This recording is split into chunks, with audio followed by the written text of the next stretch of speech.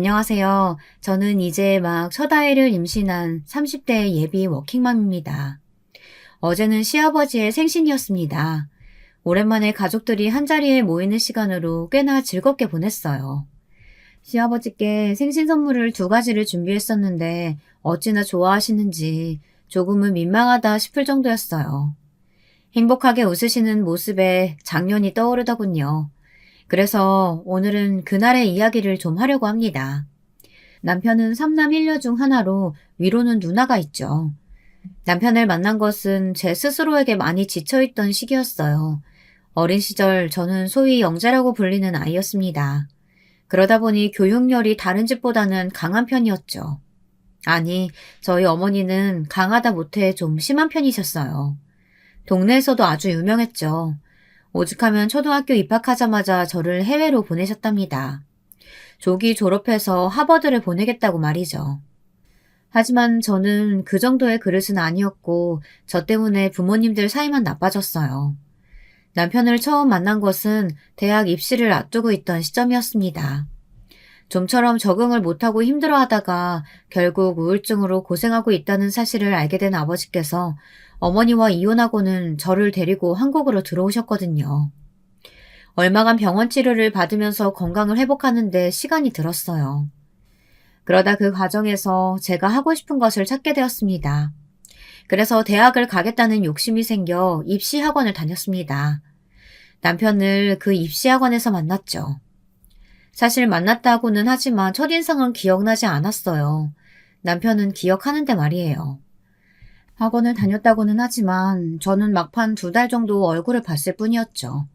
그 후로는 전혀 남편을 만날 수 없었어요. 남편을 다시 만난 것은 그로부터 5년이나 지나고 나서였답니다. 봉사활동을 가던 유기견 보호소에서였죠. 2주에 한 번 나가던 그곳에서 시간을 보낸 저희는 집이 같은 방향이다 보니 자연스럽게 어울리는 시간이 많았고 그것이 연애로 이어졌답니다. 남편은 꽤나 이름난 집안의 사람이었어요. 자기 집안 이야기를 잘 하지 않아서 몰랐는데 엄청나더군요. 집에 인사하러 갔다가 이건 아니다 싶어서 도망칠까 생각까지 할 정도였죠. 저렇게 의리의리한 집에서 보잘것없는 나를 받아들일 리가 없다고만 생각했답니다. 그런데 이게 무슨 일인지 시부모님께서는 저를 너무 반갑게 맞이해 주시더라고요. 오히려 제가 더 당황할 정도로 말이죠. 오죽하면 제가 남편도로 무슨 문제가 있는 것은 아니냐고 했어요. 그렇지 않고서야 저를 그 정도로 반갑게 맞이해 주시지는 않을 거라고 생각했거든요. 자기는 막장 드라마를 너무 많이 봤어. 그래도 당신 정도의 스펙이면 나보다 좋은 조건의 여자들 넘칠 거 아니야. 집에서 손보라고 많이 이야기하셨을 텐데. 두 분도 연애하셨는데 무슨. 그리고 우리 부모님은 우리 대학 딱 졸업하고 나서부터 자식들 스스로 알아서 하라고 가만히 두셨거든. 남편은 저더러 이상한 드라마를 너무 많이 봤다고 했지만 사실 그렇잖아요. 저는 집에 돈이 많은 것도 아니고 이름난 회사에 취직한 것도 아니었거든요. 그에 반해 남편은 꽤나 큰 피부과의 원장이었죠. 강남에 있는 곳으로 유명인들 사이에서 알려진 곳이더군요. 제가 시부모님 입장이라면 눈에 들어오지 않았을 거예요.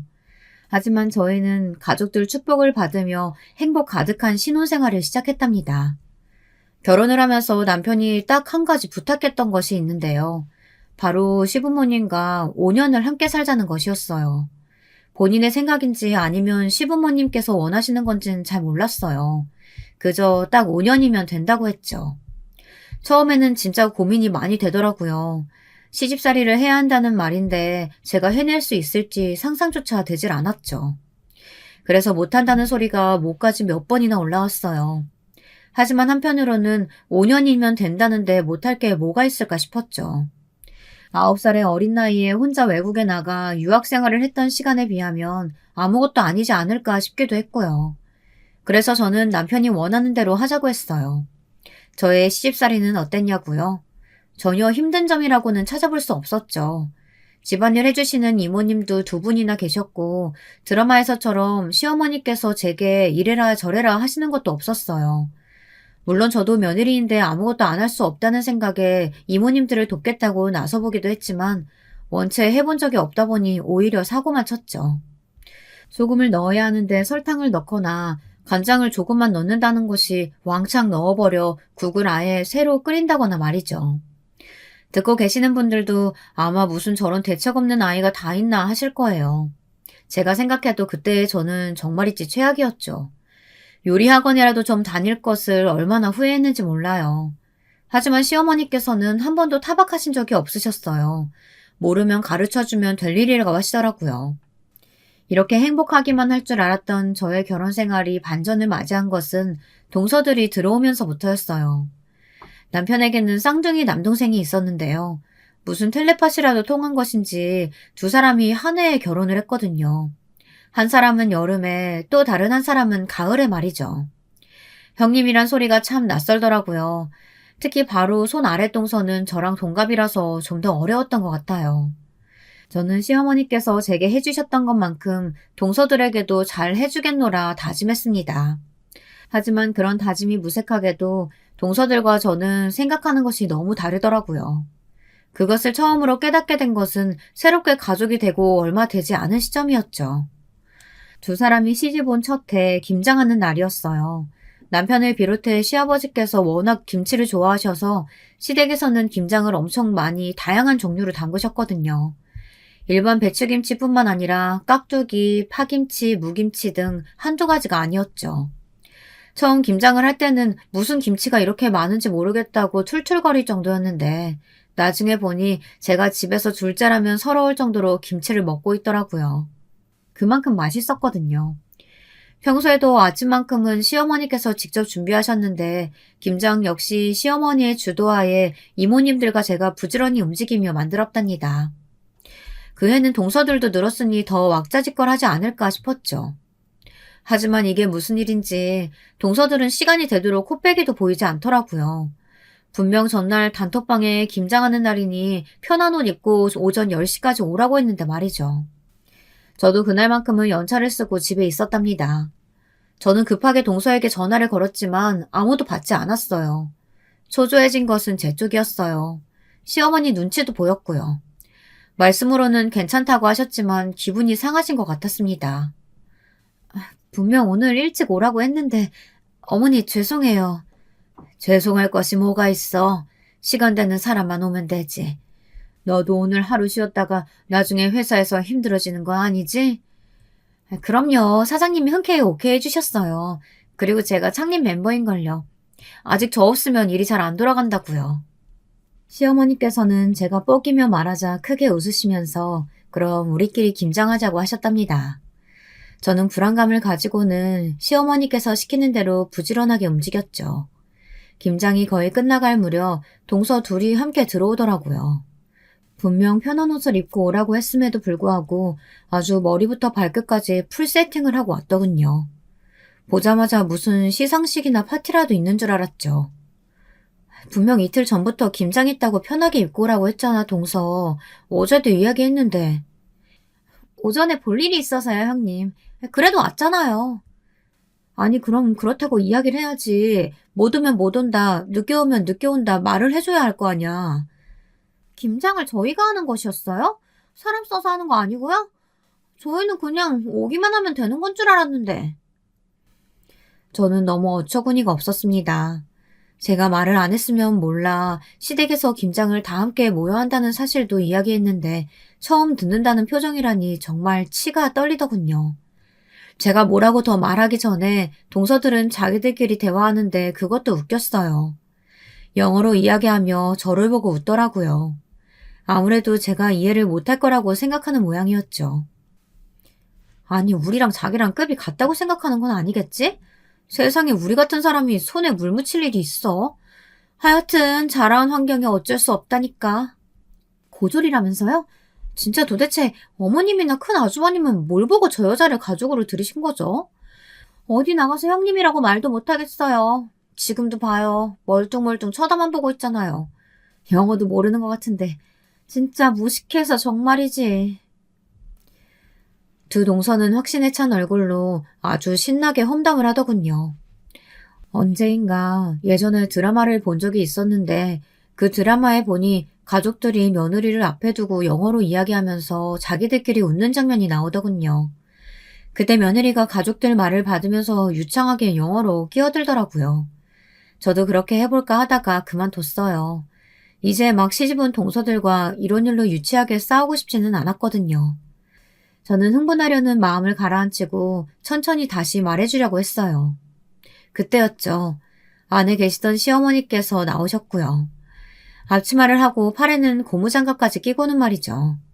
그 모습에 두 동서의 눈이 크게 당황하더군요. 너희들 왔구나. 많이 늦었네. 아, 어머니 저희 왔어요. 김장하신다고 해서 왔어요. 그런데 어머니가 직접 하셨어요? 첫째가 이야기하지 않디? 우리 김장한다고 말했다던데. 당연히 내가 하지. 다른 사람 시켜서 할 거면 그냥 김치 사서 먹지 뭐하러 김장을 한다고 해. 시어머니께서는 평소와 다른 딱딱한 목소리로 말씀하셨어요. 눈에 띄게 달라진 분위기에 동서들은 눈치를 보며 시어머니의 반응을 살폈죠. 내심 쌤통이더라고요. 그때였죠. 시어머니께서 고무장갑을 벗으시면서 두 동서에게 자리에 좀 앉아보라고 하셨어요. 그리고는 저더러 안에 들어가서 마무리하는 것 좀 챙겨보라고 하셨죠. 저는 군소리 없이 들어갔지만 귀를 쫑긋 세우고 시어머니께서 무슨 말씀을 하시는지 엿듣기 위해 노력했답니다.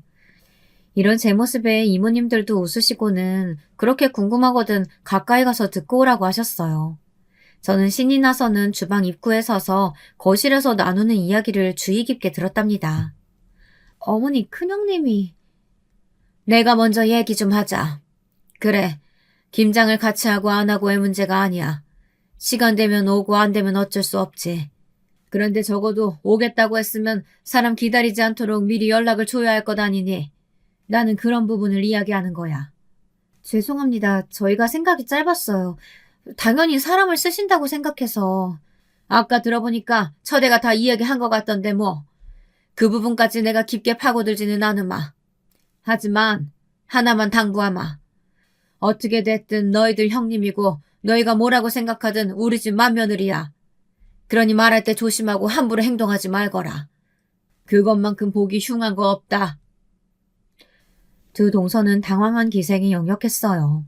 저는 웃음이 슬그머니 터지려는 것을 꾹꾹 눌러 참고 주방으로 들어와 콧노래까지 불러가며 김장을 마무리했습니다. 이런 제 행동에 이모님들은 크게 웃으셨답니다. 그날 저녁 가족들끼리 식탁에 앉아 낮에 한 김장의 수육을 곁들여 먹는데 동서들의 얼굴이 진짜 볼만하더라고요. 시아버지께서는 올해 김장도 너무 잘 된 것 같다고 하시면서 시어머니와 며느리가 고생을 좀 했겠다고 고맙다고 말씀하셨어요. 시어머니께서는 담담하게 첫째가 제일 고생을 많이 했다고 하시며 음식 솜씨가 처음 시집 올 때와는 비교도 되지 않게 늘었다고 칭찬해 주셨죠. 시아버지께서는 그정도냐고 놀라시면서 어쩐지 김치가 평소보다 더 맛있는 것 같다고 하셨답니다.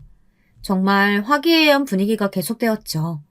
그리고 그럴수록 두 동서의 얼굴빛은 칙칙해져만 갔습니다. 그날이 시작이었어요. 당연히 두 동서들이 반성을 할 것이라고는 기대하지 않았지만 그렇다고 더 심하게 굴 것이라고는 상상하지 못했는데 두 동서는 정말이지 평범하지는 않더라고요. 저희는 여름과 겨울에 가족여행을 함께 다녔는데요. 올해는 시아버지께서 좋아하시는 삿포로로 가기로 했죠. 해마다 해외여행은 제가 준비했었는데 이번에는 둘째 동서가 나서더라고요. 자신이 하겠다고 말이죠. 저야 일을 하나 덜어준다고 하니 당연히 흔쾌히 넘겨주었어요.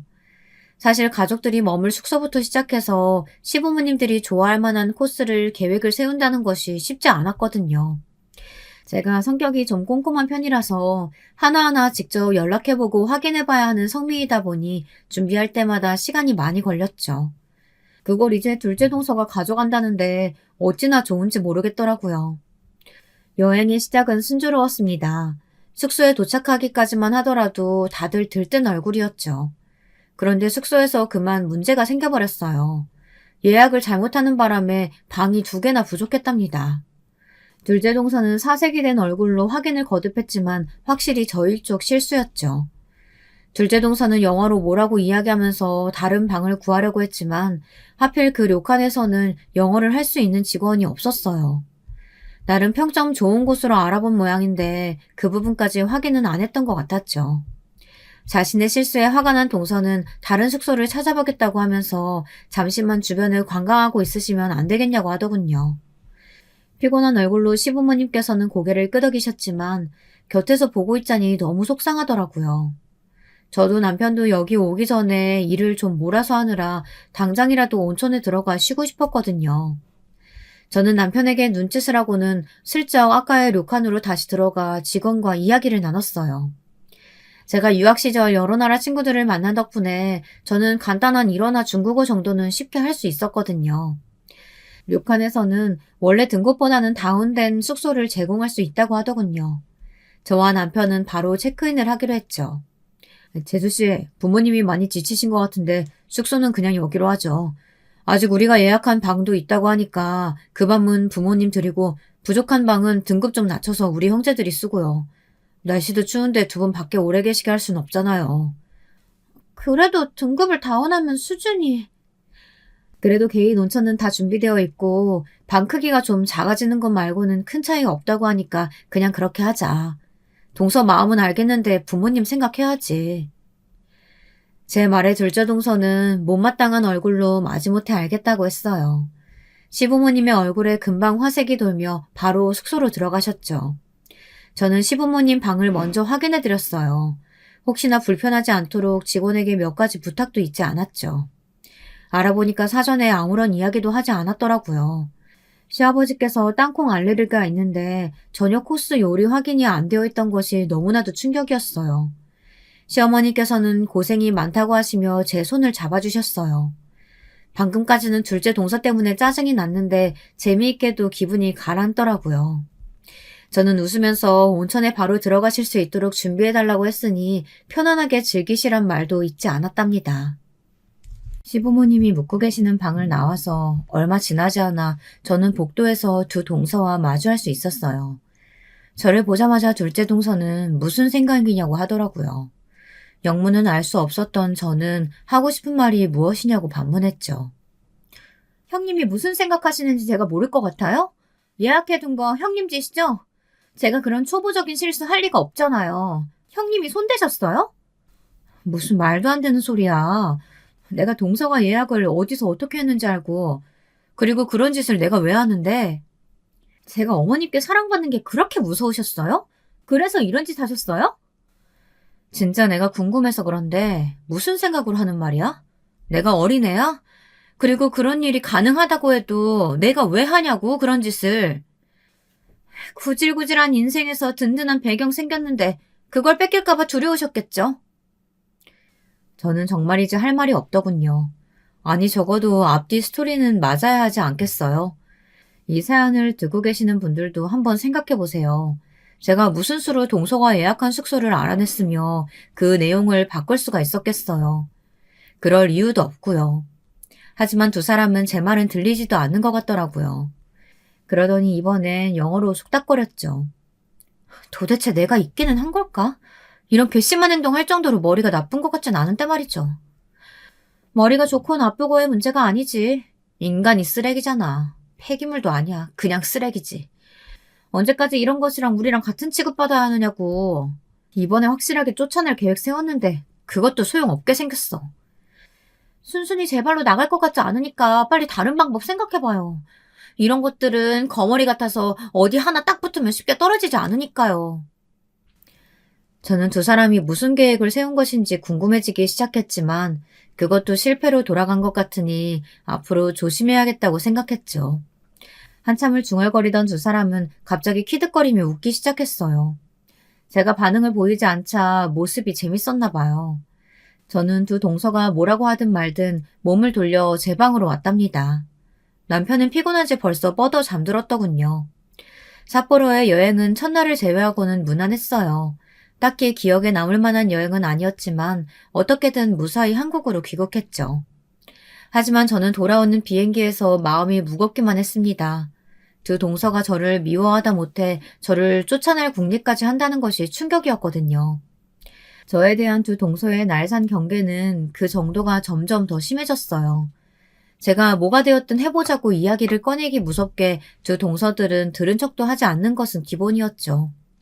그냥 제가 하는 말이라고 하면 다 무시할 작정이라도 한 사람 같았어요. 그리고 그때마다 자기들은 제게 이야기를 들은 것이 아무것도 없다고 하더라고요. 저는 문자를 보낸 것도 카카오톡 기록도 남아있었지만 두 동서는 애시당초 받은 것이 없다고 하며 모르쇠로 일관했죠. 그런 일이 반복되자 제 편을 들어주시던 시어머니께서도 곤란한 입장이 되셨습니다. 두 동서들이 왜 자기 말은 믿어주지 않느냐고 시어머니 앞에서 눈물까지 쏟더라고요. 냉정하게 쳐내시던 시어머니께서도 할 말을 잃으셨을 정도였답니다. 하루는 저녁 식사에 첫째 동서가 와선 좋은 와인이 생겼다고 하며 식후에 가볍게 한 잔씩 하자고 하더군요. 저는 술에는 전혀 관심이 없던 사람이라 와인에 대해서는 아는 것이 전무하다 싶었죠. 남편은 꽤나 비싼 와인이라고 놀라는 목소리로 알려주더군요. 시어머니께서도 만족스러워하는 분위기였답니다. 그 와인에 어울릴 만한 게 뭐가 있어? 내가 준비할게. 형님은 그냥 잠자코 계세요. 분위기 흐리지나 말고. 제가 말하면 뭐 아세요? 뭐? 동서, 방금 뭐라고 그랬어? 평생 이런 와인은 구경도 못 해보셨을 테니 나대지 말고 얌전히 주는 대로 받아 마시라고요.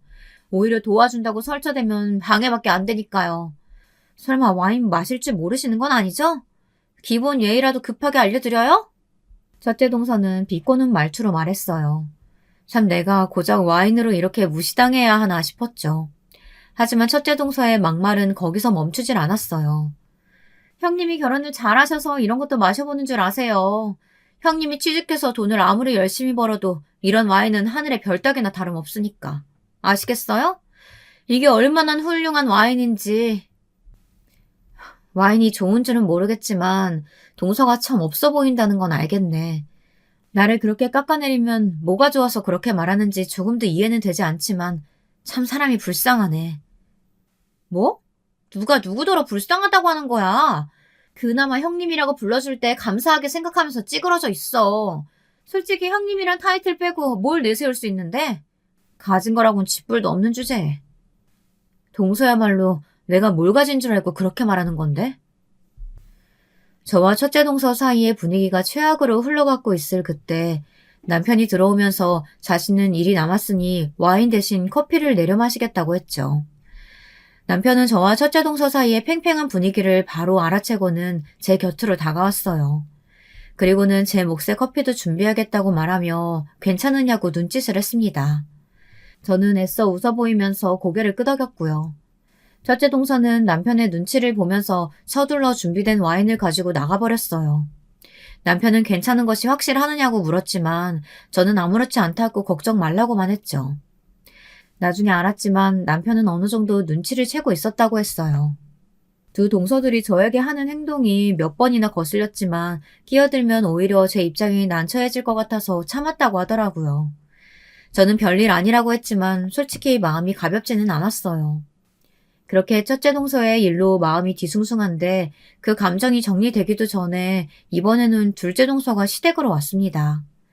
시어머니께서 좋아하는 작가의 작품을 구했다고 하며 꽤나 큰 그림을 한 점 가져왔더라고요. 시어머니께서는 갤러리나 전시회를 다니시는 걸 좋아하셨는데요. 몇몇 작가의 작품을 소장하고 계시기도 했습니다. 저도 도예 쪽에는 관심이 많아 시어머니를 따라 몇 번 나간 적이 있었답니다. 저는 한눈에 시어머니께서 최근 마음에 들어 하시는 작가의 작품이라는 것을 알 수 있었어요. 좋은 그림이구나. 작가가 요즘 그림을 그리지 않아서 구하기 힘들었을 텐데. 고맙다. 별 말씀을요. 어머니께서 좋아하시니까 제가 다 마음이 편하네요. 어머니, 점심은 밖에서 드시는 거 어떠세요? 제가 유명 일식 오마카세 예약했거든요. 대기가 1년은 기다려야 하는 곳인데 메인 셰프가 제 고등학교 동창이라서 언제든 와도 된다고 해서요. 형님도 가시겠어요? 그래, 첫째도 가자. 너도 일식 좋아하잖아. 어머, 형님 일식 좋아하세요? 그런데 돈가스 뭐 이런 거 나오는 곳은 아닌데 괜찮으시죠? 진짜 일식하는 곳이라서요. 둘째 동서는 깔보는 말투로 저를 위아래로 훑어보면서 말하더군요. 저는 어처구니가 없었지만 설마 그런 것도 모르겠냐고 하며 짧게 대답하곤 나갈 준비를 하려고 자리에서 일어났습니다.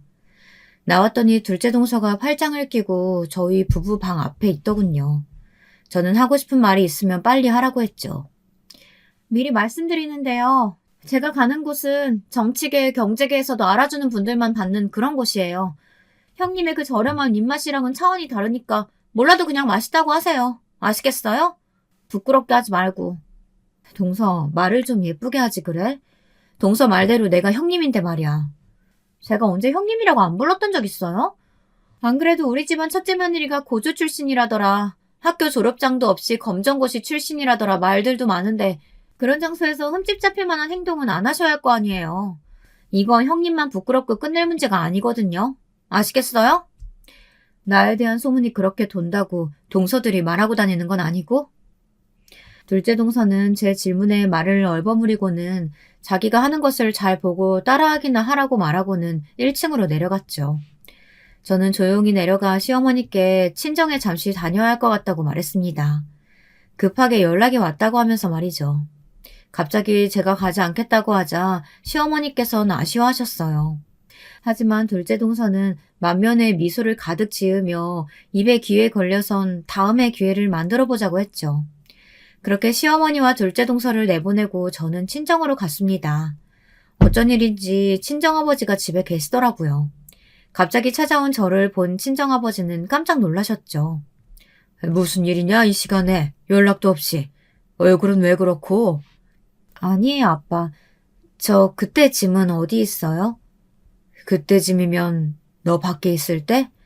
다락방에 있지. 너 대학 시절 받았던 것들이랑 다 함께. 저는 다락방으로 올라가서 구석에 놓여있던 커다란 박스를 꺼내 주섬주섬 뒤지기 시작했습니다. 얼마나 오랫동안 들여다보지 않았는지 먼지가 가득했지만 하나하나 꺼내며 저는 졸업장을 찾기 시작했어요. 한국에서 졸업하면서 챙겼던 것뿐 아니라 암흑기 시절 받은 졸업장도 함께 챙겼죠.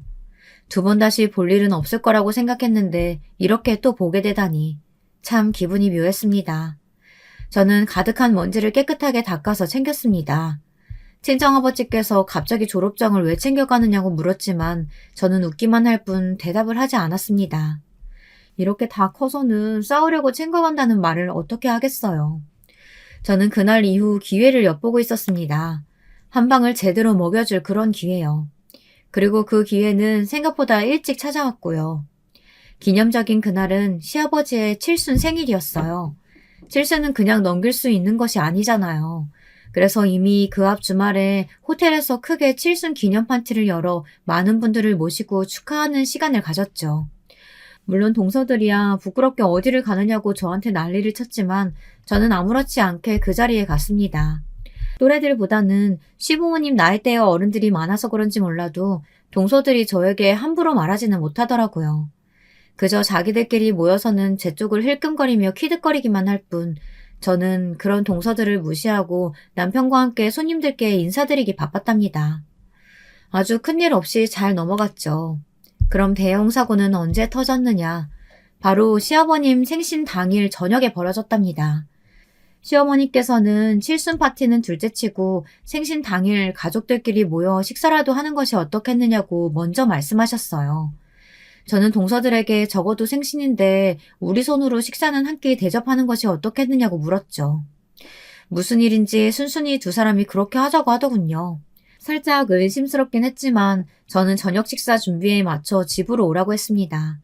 하지만 2사람은 나타나지 않더군요. 설마 했는데 말이죠. 소식이야 당연히 없었고요. 저는 묵묵히 미역국을 끓이고 시아버지께서 제일 좋아한다는 잡채와 육전을 만들었답니다. 이모님들은 혼자서 그 많은 음식을 어떻게 하느냐고 도와주겠다고 하셨어요. 원래는 동서들과 함께 할 일이라 이모님더러 일찍 퇴근하라고 말씀드렸던 건데 말이죠. 저는 죄송스러운 마음이 들었지만 그래도 도움을 거절할 상황은 아니었답니다. 동서들이 나타난 것은 저녁 식사를 40분 앞둔 시점이었어요. 2사람은 준비는 다 했느냐고 말하며 들어왔죠. 저는 이모님들께 자리를 피해달라고 부탁드리고는 그 2사람에게 앞치마를 던졌습니다. 동서는 지금 이게 뭐하는 짓이냐고 버럭 소리를 질렀죠. 내가 분명 저녁 식사가 7시니까 5시까지는 오라고 했지. 동서들도 그렇게 하겠다고 했고. 그런데 지금 5시야? 시계 볼 줄 몰라? 약속했으면서 지키는 법이 없어. 오라고 해서 왔더니 고마운 줄은 모르고 뭐하는 거예요? 형님이란 자리가 무슨 벼슬이라니? 진짜 웃겨서. 그러니까 고작 이런 음식이나 만들려고 우리를 부르다니. 도대체 우리를 뭐라고 생각하는 건지. 시장 바닥이나 다니면서 이타의 것들 주워 먹던 버릇 어디로 가지고 오는 건지 모르겠어요. 하여튼 이래서 골빈 것들이랑은 상종을 하면 안 된다니까. 두 동서는 제 말에 대꾸도 하지 않고 자기들끼리 영어로 짜증을 내더군요. 저는 하고 싶은 말이 있으면 똑바로 하라고 했죠. 비겁하게 둘이서 속닥이지 말고 말이에요. 하지만 제 반응에 두 사람은 알아듣지도 못하면서 눈치는 빨라서 큰 소리만 칠 줄 안다고 저를 얼간이라던가 모질이 등으로 지칭하며 이런 음식을 먹다가 병원에 실려가는 거 아니냐고 하더군요. 심지어 그냥 다 버리고 출장 요리사를 부르는 것이 낫겠다는 말까지 했죠. 하지만 정말 제가 화나는 것은 다음 대화였어요. 그나저나 저것도 자식이라고 저 따위를 키워서 이 집안으로 시집 보낸 부모 얼굴이 궁금하지 않아? 얼마나 뻔뻔할까? 죄책감이나 부끄러움 그런 것도 하나도 모르겠지. 번듯한 사돈 생겼다고 좋아하고 있을 거야? 어머님 몰래 이 집 재산 빼돌리거나 그러고 있는 건 아니겠죠? 그이한테 확인하라고 말해둬야겠다. 거지 새끼가 정신도 못 차리고 야금야금 챙기고 있을지 누가 알겠어요. 동서가 말하는 거지 새끼가 날 말하는 건 아니겠지? 나처럼 멀쩡하게 회사 다니는 거지 새끼가 어디 있겠어? 안 그래? 저는 저희 부모님까지 언급하는 모습에서 더 이상 참지 못하고 동서들처럼 영어로 두 사람의 말을 잘라버렸어요. 두 동서는 마치 귀신이라도 본 사람처럼 저를 봤죠. 저는 아무렇지 않게 어깨를 으쓱거리며 영어로 계속 이야기를 했어요. 몇 번이고 경고해도 계속 영어로 말하기에 나도 해봤는데 문제가 있느냐는 식으로 말이죠. 두 동서는 더듬거리기만 할 뿐 말을 못하더라고요.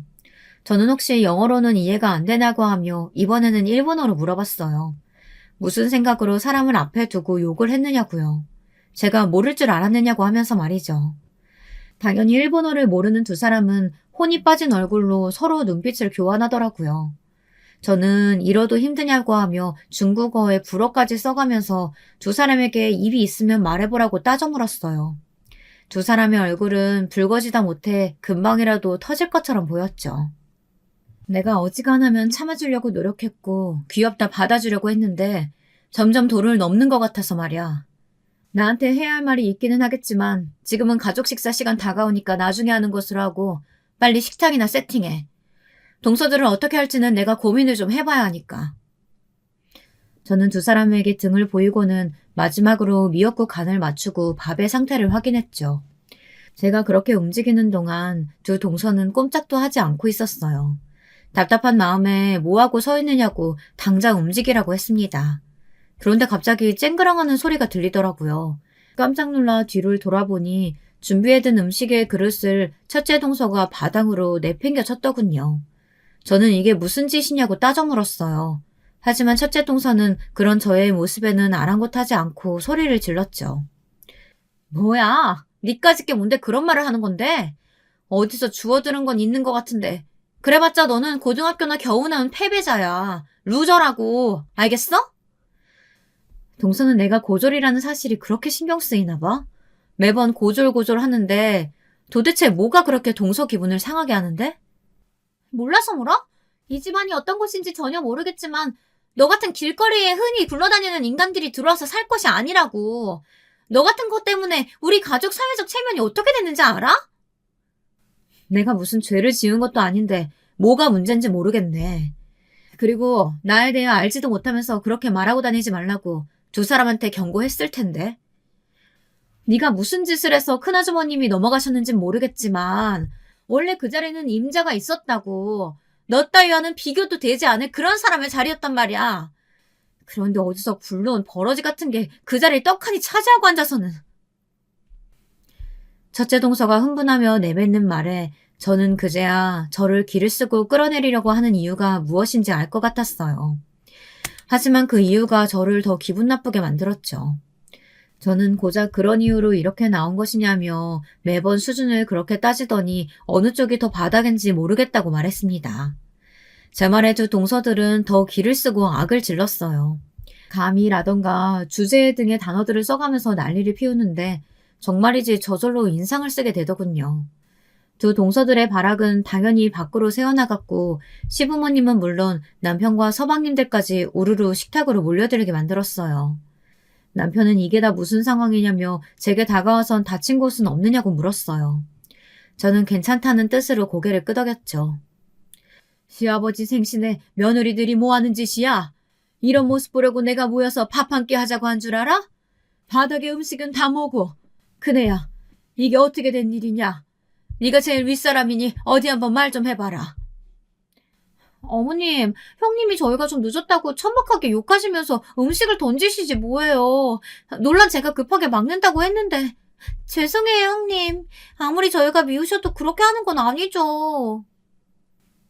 두 사람은 마치 연극 대본이라도 짠 것처럼 재빠르게 시어머니께 다가가서 눈물을 찍어냈죠.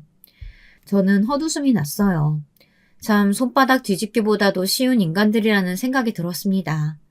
시어머니는 물론 시아버지께서도 어처구니 없다는 표정으로 두 동서와 저를 번갈아 보셨어요. 이 말이 다 사실이냐는 눈빛으로 바라보시는 시부모님을 앞에 두고 저는 천천히 주머니 속에 있던 핸드폰을 꺼냈죠. 그리고는 화면을 가볍게 톡 하고 눌렀어요. 핸드폰에서는 방금까지 두 동서들과 저와의 대화가 고스란히 녹음이 되어 있었죠. 두 사람이 영어로 제 욕을 하는 시점부터 시작해서 제가 몰래 녹음을 했거든요. 이게 다 무슨 소리냐? 지금 저 대화가 다 사실이냐? 아니 그게요 아버님. 뭐래요. 저렇게 떡하니 증거가 있는데. 시부모님의 얼굴은 딱딱하게 굳어가셨어요. 특히 첫째 동서가 반찬을 엎어버리는 소리에는 다들 어안이 봉봉한 표정이셨죠. 설마 이것까지 거짓말이라고는 생각지 못한 눈치셨어요. 녹음 파일이 끝나고 식탁은 죽은 듯이 고요했어요. 두 동서들은 시부모님의 눈치를 보며 슬금슬금 뒤로 물러서는 것이 보였죠.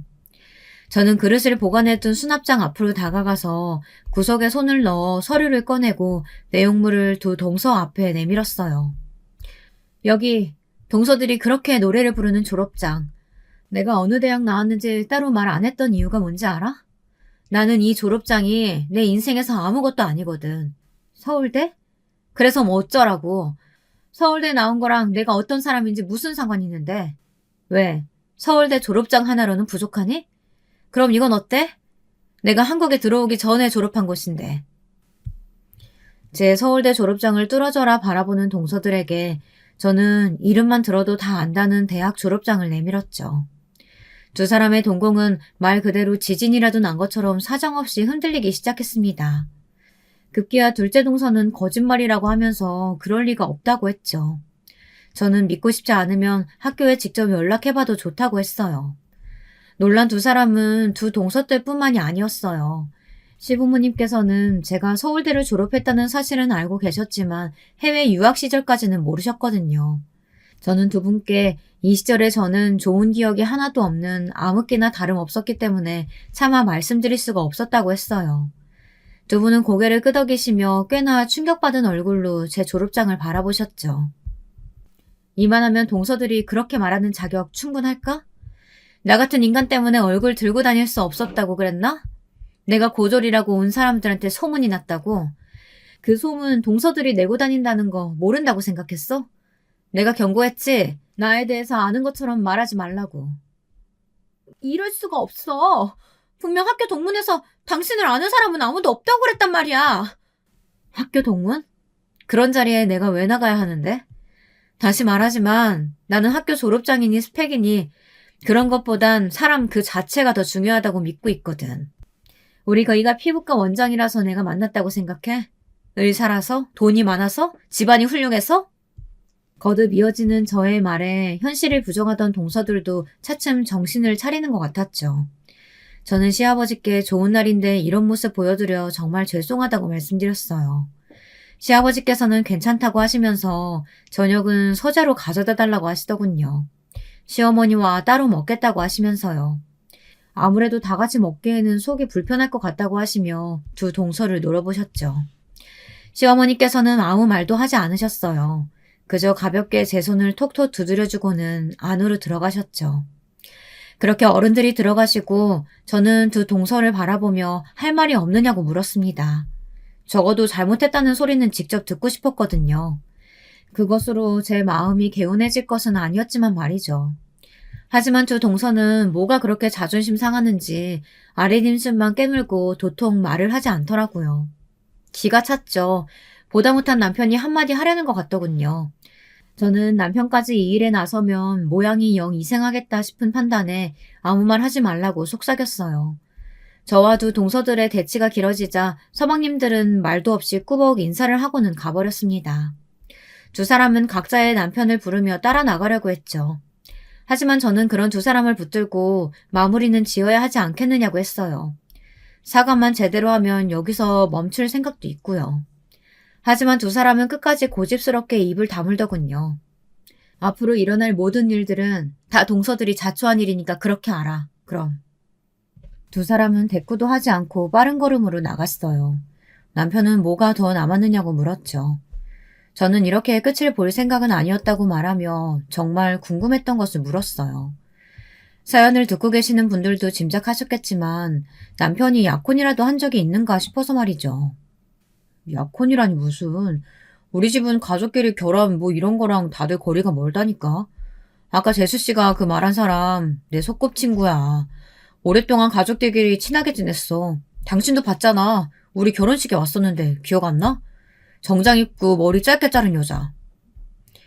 남편의 말에 저는 희미한 기억 속에 한 사람을 떠올릴 수 있었어요. 웃는 모습만으로도 주변을 화려하게 빛내는 사람이라고 생각될 정도로 아름다운 사람이었죠. 남편은 그 사람을 이야기하는 것 같다고 말하며 전적으로 동서들이 오해를 하고 있는 것이라고 하더군요. 제3자가 할 말은 아니지만 그래도 이렇게 일이 꼬였으니 어쩔 수 없다고 말하는 남편의 말은 정말이지 충격 그 자체였어요. 동서들이 말하는 그 여자는 남편의 오랜 친구이지만 절대로 남편과 연인이 될 수 없는 사이라고 했죠. 그 친구는 남자를 사랑할 수 없다는 자신의 성 정체성을 꽤나 일찍부터 알고 있었으며 저희 부부가 결혼한 이후 연인과 함께 해외로 나갔다고 하더군요. 그 난리가 있던 날 남편에게 오랜만에 연락이 와서는 자신의 결혼식에 와달라고 해서 저와 의논을 할 생각이었다고요. 참 웃음이 나더군요. 그러니까 동서들은 일어나지도 않은 일을 자신들 마음대로 상상하고 저를 비난하고 비웃었던 것이었더라고요. 매번 수준 타령하고 저렴이가 어쩌고 시당 바닥이니 어쩌니 자기들 마음대로 말을 짓거려대던 것도 결국은 아무 소용이 없던 일이라는 것에 제가 다 힘이 빠지더군요. 물론 그렇다고 두 사람이 애틋하다거나 안타깝지는 않았지만 말이죠.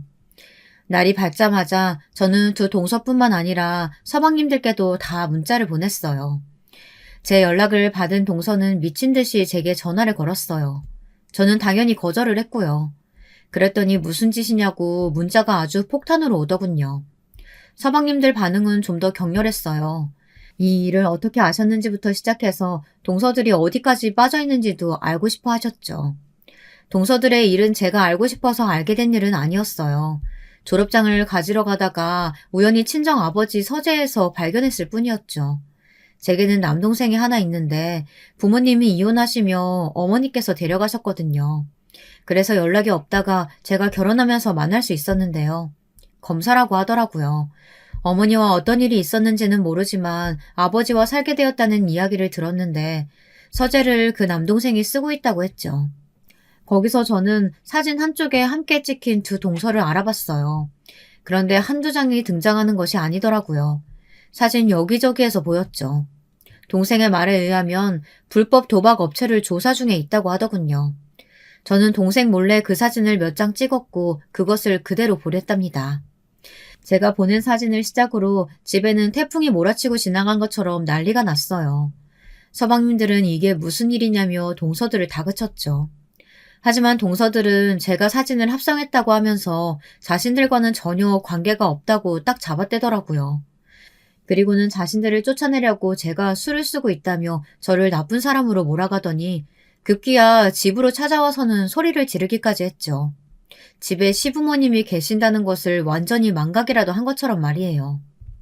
그래요. 제가 말이 심했어요. 됐어요? 아무리 저한테 사과가 받고 싶어도 그렇지 이런 장난질까지 하시는 건 너무하신 거 아니에요?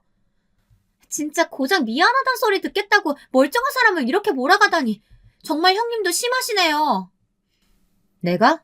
불법 도박 즐기는 쪽은 동서들인데 내가 왜? 이 사진이 거짓이라고?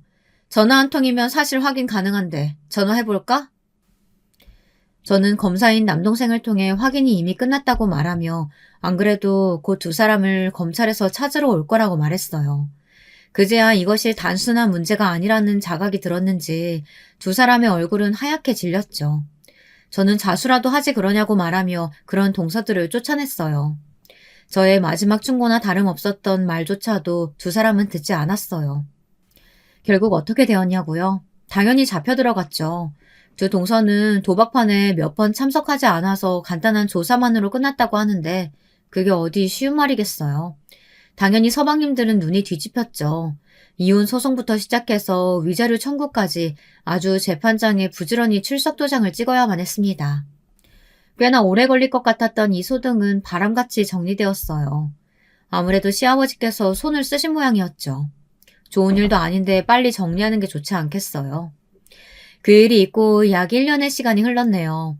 시아버지 생신상을 차리고 있다 보니 동서들이 생각나더라고요. 정신은 차렸는지 반성은 많이 했는지 말이죠. 용서를 했냐고요? 글쎄요. 용서라기보다는 그저 인생이 좀 불쌍하다 싶더라고요. 부디 남은 인생은 부끄럽지 않게 살길 바라면서요. 끝까지 들어주셔서 감사합니다. 여러분, 두 번째 사연 시작하기 전에 좋아요와 구독 꼭 눌러주실 거죠? 그럼 두 번째 사연 바로 시작합니다. 여러분께서는 학교 다니실 때 어떠셨어요? 아마도 태반은 3명 이상의 무리에 속하여 학교를 다니셨을 거라고 예상이 되어요. 그 숫자가 짝 맞춰서 딱 떨어지지 않는 홀수라면 반드시 그 중에 한 명은 힘든 사람이 나오게 된다는 얘기가 있죠. 제가 바로 그런 경우였기 때문에 저의 학창시절 이야기를 시작해보고 싶어요. 저는 중학교를 입학했던 직후인 1학년 때는 같은 초등학교에서 올라온 친구들 몇 명과 운 좋게도 한 반이 되었더랬어요. 그래서 아예 새로운 친구들을 만들 생각도 해보지도 못한 채 1년을 보냈었고요. 어영부영 그렇게 중학교 생활에 적응을 마친 후로 진급하게 된 2학년 때부터는 다른 애들과 새로이 교류를 하게 되면서 무리를 만들게 되었습니다. 저 포함 총 5명이 친하게 몰려다녔어요. 여기까지는 별다른 문제가 없었는데요. 3학년에 올라가면서 5명 중 3명이 같은 반으로 배정을 받았습니다. 이 3명에 제가 있었고요. 나머지 2명하고는 같은 반이 아니기도 해서 그냥 셋이 주로 놀았죠. 그런데 시간이 좀 지나고 나서 보니까 제가 다른 반 2명을 일부러 배제시킨 것으로 상황이며 말이 와전되었고 오해가 생겨나게 되었습니다. 의리 없게 시리 둘을 일부러 따돌렸다면서 무리해서 떨궈내려고. 걔 진짜 영악하다. 저한테 그런 말이 들려오고 나서야 사태를 파악한 저는 수습에 나섰지만 이미 늦은 뒤였습니다. 저랑 같은 반이 되어서 몰려다녔던 친구 2명은 저를 피하기 시작했고 다른 반으로 흩어진 나머지 2명과 의기투합하여 같이 다니더군요. 이미 학급에서 무리가 형성된 뒤였기 때문에 제가 새로운 친구를 찾기란 굉장히 힘든 상황이었습니다. 저는 다시 친구들이 저를 받아주길 바랐지만 이루어지지 않았어요. 제가 자꾸만 걔네들한테 가서 기웃거리고 무리에 끼려고 하니까 한 명이 저에게 진실을 말해주었거든요.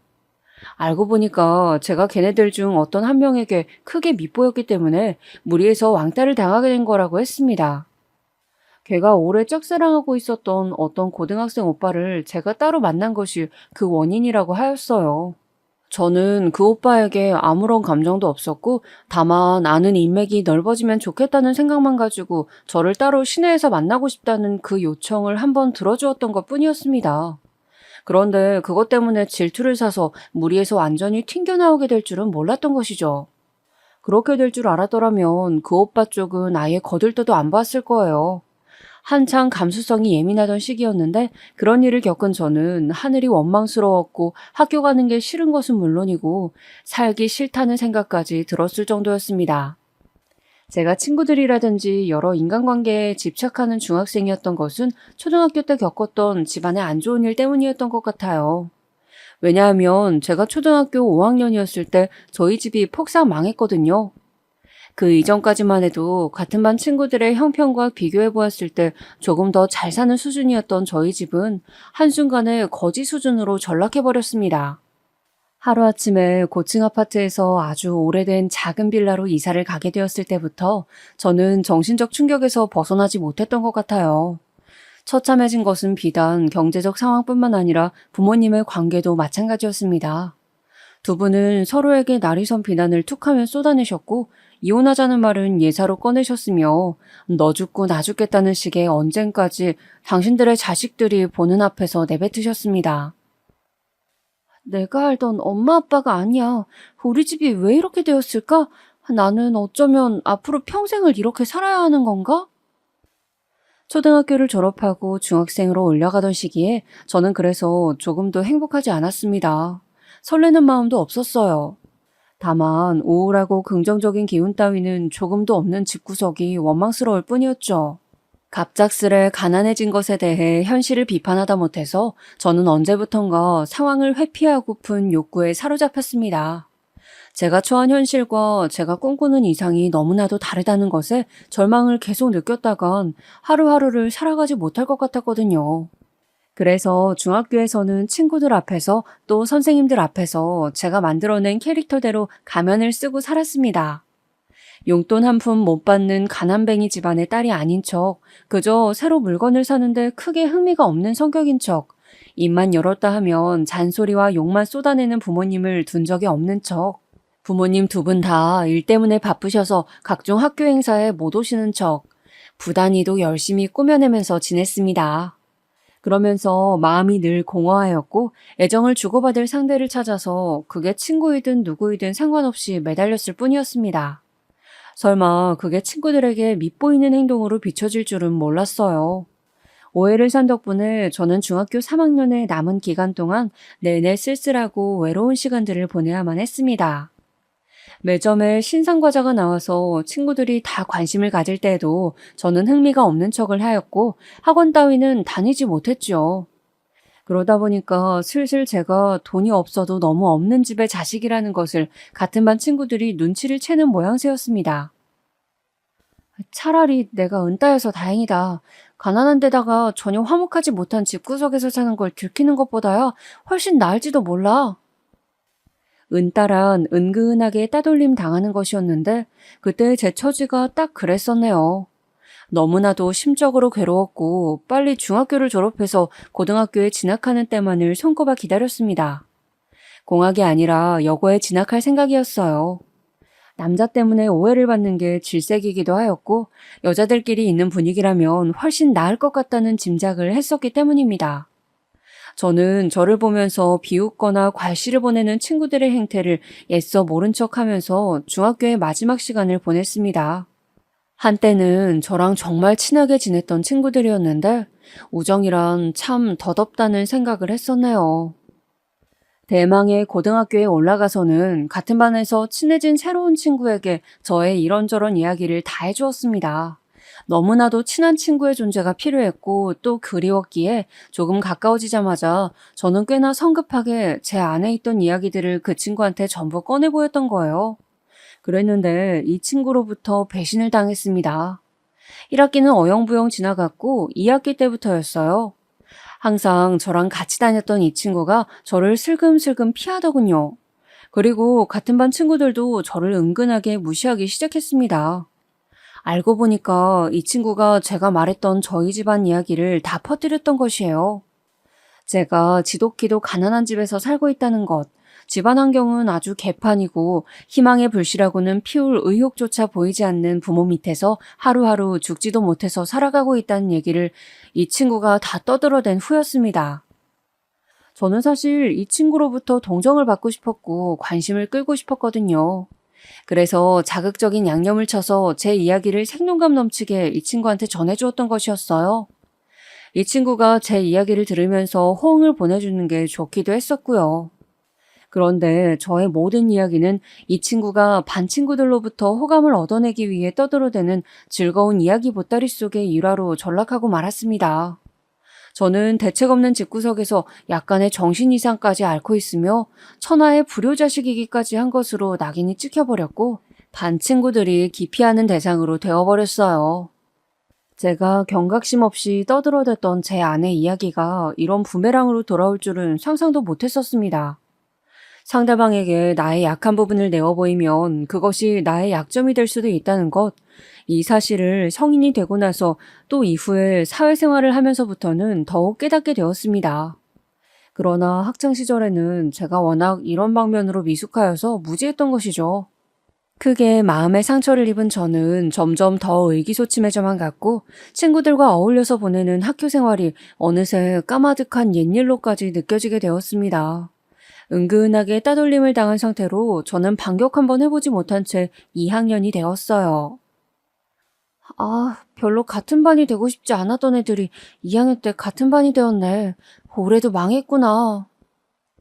배정된 반에서 면면들을 확인한 저는 좌절하였습니다. 당연한 수순으로 2학년이 되어서도 저는 겉돌았는데 어느 순간 저에게 내밀어진 손길이 있었어요. 제가 믿을 수 없는 눈으로 그 손길의 주인공을 바라보았지요. 그 친구는 바로 반에서 가장 예쁜 축에 속하는 미모의 소유자였기 때문에 일찍이 저도 걔를 알고 있었습니다.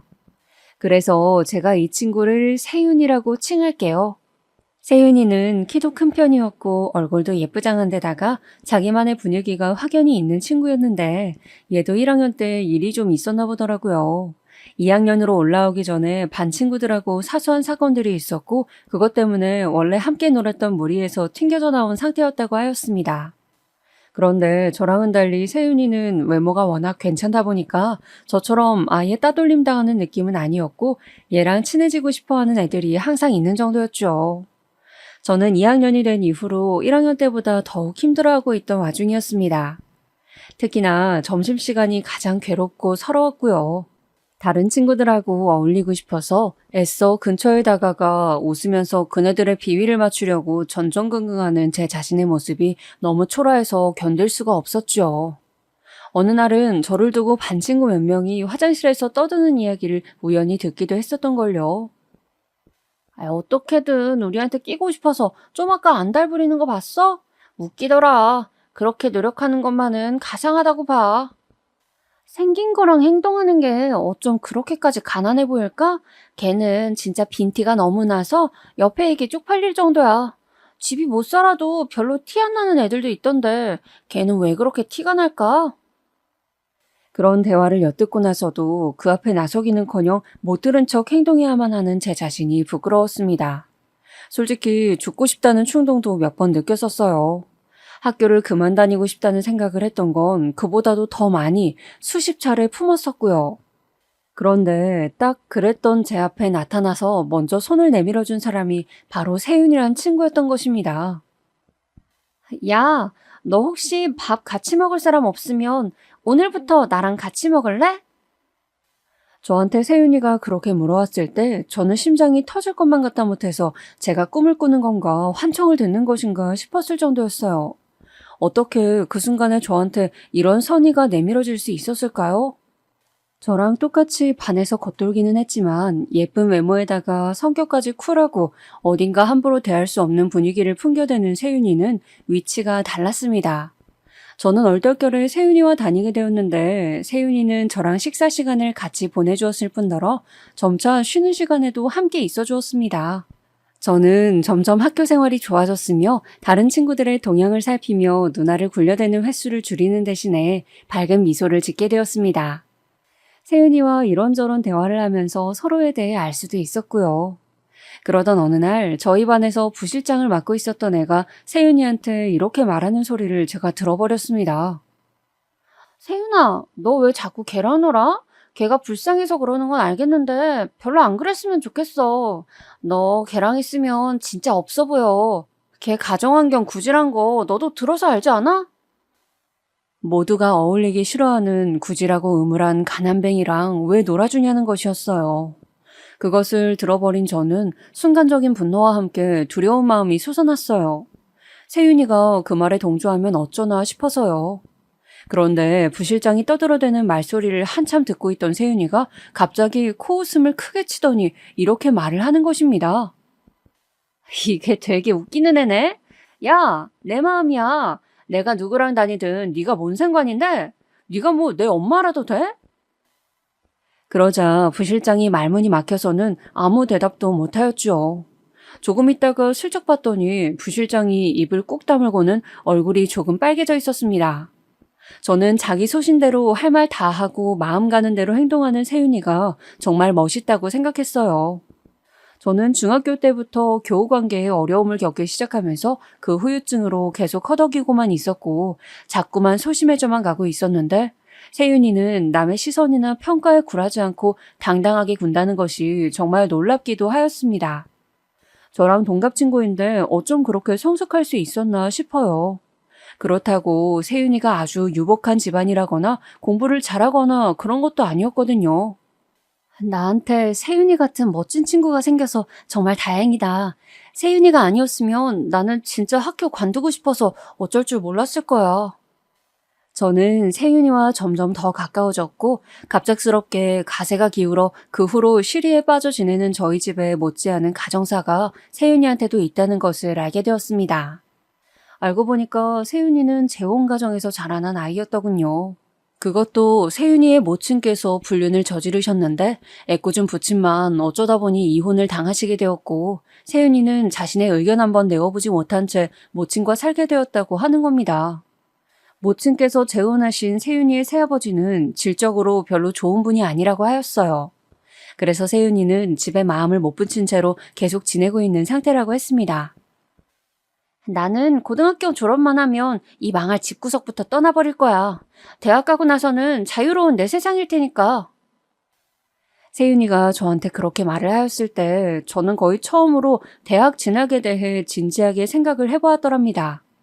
세윤이 덕분에 순조로운 2학년을 끝마치고 3학년이 되었을 때 저를 안 좋아했던 몇 명과 같은 반이 되어서 정말 괴로웠었는데요. 다행히 바로 옆반으로 배정된 세윤이가 저를 잊지 않고 찾아와 주면서 매 쉬는 시간이며 식사 시간마다 함께 보내주었기에 지내기는 어렵지 않았습니다. 주말에는 따로 만나서 도서관에도 다니기 시작했었어요. 저는 세윤이로 인해서 공부에 집중을 하게 되었고 성적에도 점차 욕심을 내갔습니다. 원래는 고등학교에 입학했던 직후까지만 하더라도 저는 공부는 적당히 포기한 뒤에 대충 전문대에 진학해서 취업이나 빨리 할 작정이었거든요. 제가 공부를 잘하는 것도 아니라고 생각했는데다가 저희 집에는 돈이 궁했으니까요. 그런데 세윤이가 저한테 어느 날 문득 진지하게 이런 말을 하는 겁니다. 내가 너라면 좋은 대학 가는 거 포기 안 할 것 같아. 그 기간 동안 공부해서 지금 이 성적 나온 거면 너 은근히 공부머리가 있는 것 같거든? 혹시 빡세게 남은 시간 수험 공부에 올인해서 높은 대학 노려볼 생각은 없어? 저를 앉혀놓고 진지하게 입시에 대해 말을 하길래 제가 깜짝 놀랐었죠. 지금이 고2만 되었어도 모르겠는데 이미 3학년이잖아. 올해로 끝인데 뭘 어떡하라고? 우리 집은 나 재수 공부 시켜줄 형편도 안 되는데 기한이 너무 짧게 남았기 때문에 나는 아마 안 될 거야. 제가 자포자기로 고개를 가로저었지만 세윤이는 굴하지 않았습니다. 저한테 용기를 불어넣어주면서 계속 할 수 있다고 그런 말을 하는 거예요. 부담스럽기도 했지만 한편으로는 누군가에게 관심과 응원을 받는 것이 기뻤습니다. 저는 애정에 목말라 있는 아이였거든요. 그래서 그런 따돌림 속에서도 친구 관계란 것을 놓지 못하고 제가 끼어들 수 있는 무리를 찾아서 하염없이 헤매며 비웃음을 당하면서도 친구를 만들어 보고 싶어서 아둥바둥 했었던 것이고요. 그랬던 저에게 세윤이가 전적인 신뢰를 보내주니까 제가 감히 그 믿음에 배신을 할 엄두가 안 났습니다. 유일하게 저를 향해 손을 내밀어 주었으며 캄캄했던 저의 학교 생활에 환한 등대불이 되어준 세윤이를 위해서라도 저는 마지막 남은 시간까지 공부에 매진해보기로 결심을 마쳤습니다. 고3 때 담임선생님께서도 입시 상담에서 저에게 네가 갈 수 있는 대학의 수준은 이렇다며 냉정한 현실을 일깨워 주셨지만 저는 굴하지 않았습니다. 저는 끝까지 포기 안 하고 더 높은 대학을 노려보겠다는 답변을 드려서 담임선생님을 곤란하게 만들어드렸죠. 없는 형편에 사교육을 받지도 못했고 필요한 문제집을 다 살 수도 없었지만 세윤이가 자신의 문제집을 주었기 때문에 그것을 받아들고 열심히 공부했습니다. 적어도 그 문제집에서 나와 있는 문제들은 다 통달하고 말겠다는 각오였죠. 그리고 저는 곧 희한한 사실을 알게 되었어요. 세윤이 말대로 제가 공부 쪽에 제법 머리가 돌아간다는 사실이었습니다. 다른 친구들이 3년 내내 씨름해서 얻어낸 수준을 저는 6개월 만에 따라잡는 형국이었어요. 그 이전까지는 왜 제가 스스로 공부를 별로 못하는 아이라고 생각해왔는지 모르겠습니다. 그러고 보니 초등학교에 입학해서 받아쓰기부터 산수까지 늘 성적이 좋았었는데 가세가 완전히 망하면서부터는 정신적인 충격이 너무 심해서 공부를 서서히 놓아버렸던 것 같아요. 녹슬었던 머리가 수년 만에 돌아가면서 드디어 제 기능을 하기 시작했고 저는 은근하게 공부에 맛을 들여갔습니다. 그 결과 저는 꽤나 알아주는 대학교에 입학할 수 있었어요. 원래는 그 대학보다 살짝 한 단계 위 대학교도 갈 수 있었지만 장학금을 무시할 수 없어서 최종 선택을 내렸습니다. 저의 대학 합격 소식은 저희 반에서는 물론이고 교무실에서도 화제였어요. 조금 나중의 일이라서 저는 직접 보지는 못했습니다만 학교 정문에 좋은 대학에 입학한 학생들의 이름이 현수막으로 걸려 있었는데 저도 거기에 속해 있었다네요. 저는 그렇게 서울 소재의 명문대라고 할 수 있는 곳에 입학하게 되었고 세윤이는 그보다 훨씬 낮은 경기도의 어느 4년제에 들어갔습니다. 학교 위치가 너무 멀어서 앞으로 보기 힘들겠다 싶다는 생각이 바로 들었더랬죠. 20살이 되자마자 모든 애들이 술집에 출입하면서 성인이 된 것을 만끽하였습니다. 사실 저도 그런 모임에 끼고 싶었으나 언감생심이었는데요. 어렵게 아르바이트 자리를 구해서 고등학교 졸업 전에 돈이나 벌고 있었던 저의 손을 잡아 이끈 것은 바로 세윤이었습니다. 시내에 인기 많은 술집에 저를 데려가 주었는데 세윤이가 아니었으면 저는 20살을 맞이했던 첫 겨울에 그렇게 새로운 경험을 해보지 못했을 거예요. 저는 그때 인생 처음으로 맥주를 마셔보면서 세윤이에게 제가 얼마나 고마워하고 있는지를 거듭 얘기해 주었던 것 같아요. 중학교 때와는 다르게 고등학교 졸업은 웃는 표정으로 행복하게 할 수 있었습니다. 허구한 날 서로의 탓을 하면서 밖으로만 놔두셨던 부모님께서도 저의 대학 합격 소식 이후로는 많이 누그러지기 시작하셨어요. 딱 이때부터 다시 저희 집에도 온기가 돌기 시작했던 것 같아요. 조금씩이지만 가족들끼리 서로 대화도 하면서 무엇보다 미래에 대한 생각을 나누기 시작했던 것이 가장 고무적이었습니다. 그 이전까지는 허무하게 날려버렸던 재산이 너무 아까운 나머지 그 과거에 묶여있느라 앞날을 바라보지 않았었거든요. 그런데 제가 아무도 예상하지 못했던 좋은 대학에 합격한 이후로 가족들이 갑자기 정신을 차리기 시작한 거예요. 제가 세윤이라는 친구를 만나서 도움을 받지 않았다면 일어날 수 없었던 변화였네요. 서울로 대학을 간 이후로도 저는 세윤이와 연락을 주고받았어요. 1학기 중간고사를 마치자마자 세윤이와 만나서 놀기도 했었고요. 와, 세윤아, 너는 대학 가니까 진짜 미모가 꽃을 폈구나. 나는 좀 아까 너 이쪽으로 걸어오는데 연예인이 온 줄 알았어. 그리고 세윤이는 제가 감추지 못하고 순수하게 내뱉어버렸던 감상대로 정말 대학생이 되자마자 더욱 예뻐져 있었습니다. 제 눈에만 그리 보인 것은 아니었는지 대학교에서 인기가 많다고 하였어요. 미팅 참가 요청도 많이 들어오고 선배들한테서 추파를 받는 일도 비일비재하다고 그랬었거든요. 저는 세윤이 정도로 괜찮은 애라면 청춘의 시작을 멋지게 열 것이라고 여기면서 지냈습니다. 그런데 1학기가 끝난 후에 연락이 잘 안 되더라고요. 워낙 인기가 많은 애니까 이래저래 바쁜 일이 많아서 저 같은 건 이제 뒷전으로 밀려났을 거라고 여겼었네요. 저도 아르바이트를 하면서 바쁜 시간을 보냈고 그렇게 2학기를 맞이했을 때였습니다. 몇 달씩이나 연락 두절되었던 세윤이가 저한테 먼저 전화를 걸어왔어요. 제가 놀랍고 반가운 마음에 전화를 받아보았다가 그만 깜짝 놀라고 말았습니다. 뭐? 세윤아, 네가 결혼을 한다고? 게다가 임신을 한 상태라니? 이런 소식을 전하려니까 정말 민망하다. 여름에 사귀게 된 오빠랑 어쩌다 보니 그렇게 되어버렸어. 남들보다 많이 이르지만 뱃속에 생긴 생명 소중하게 여기고 결혼해서 잘 살아보려고 해. 대학교는 어떡하고 지금 고작 20살에 그런 결정을 내려버리면 후회 안 할 것 같냐고 그런 말들이 목구멍까지 차올랐지만 저는 삼켜내고 말았어요.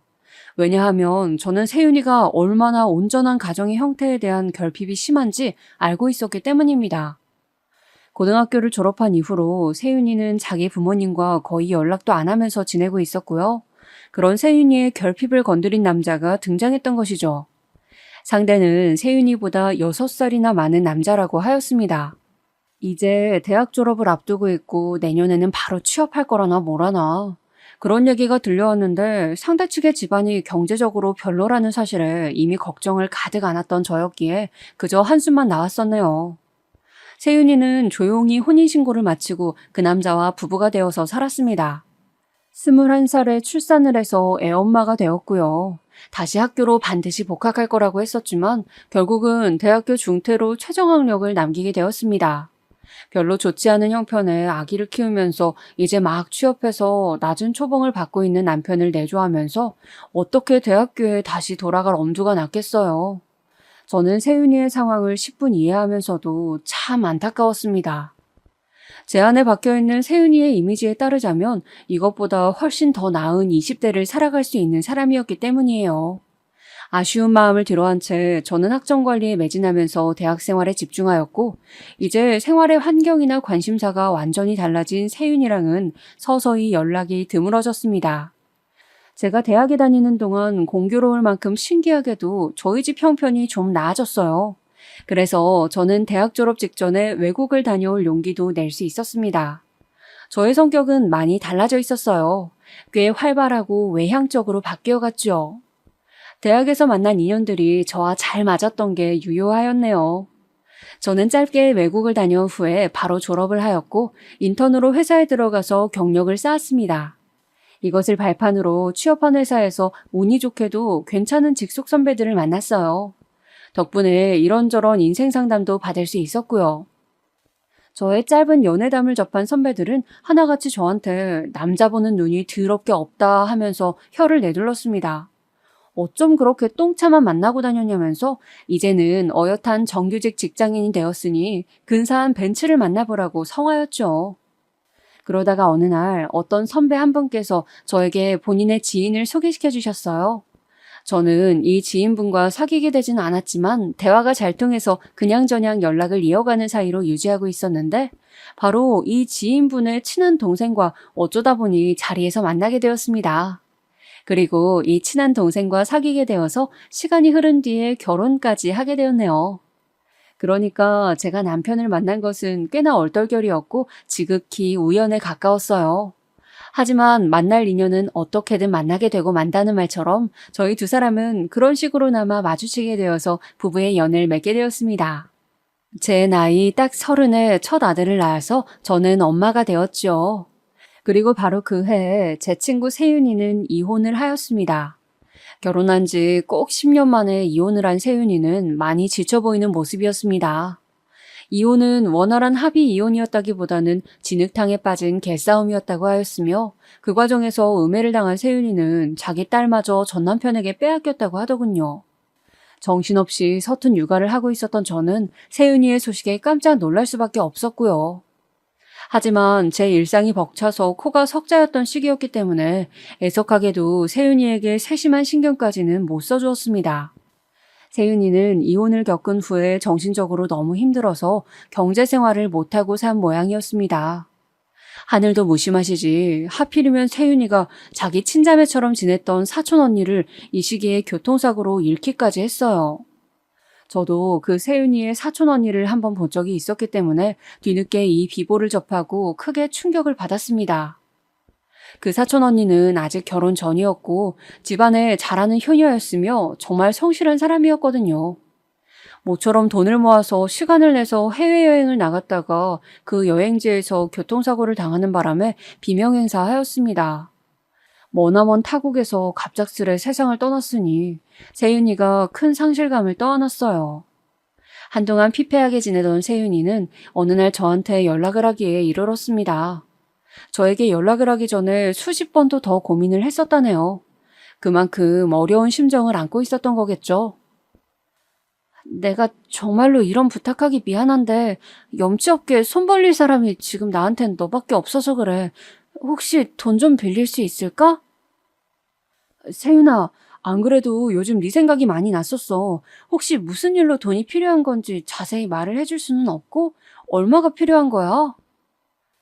긴 이야기라 말을 해주기는 좀 그렇고, 미안하지만 500만 원만 빌려줬으면 좋겠어. 내가 정말 꼭 필요해서 그래. 조금 급한 일이야. 뭐? 500만 원? 지금 당장?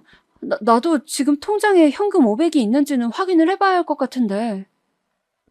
지금 내 상황이 어려워서 그 돈이 꼭 필요해.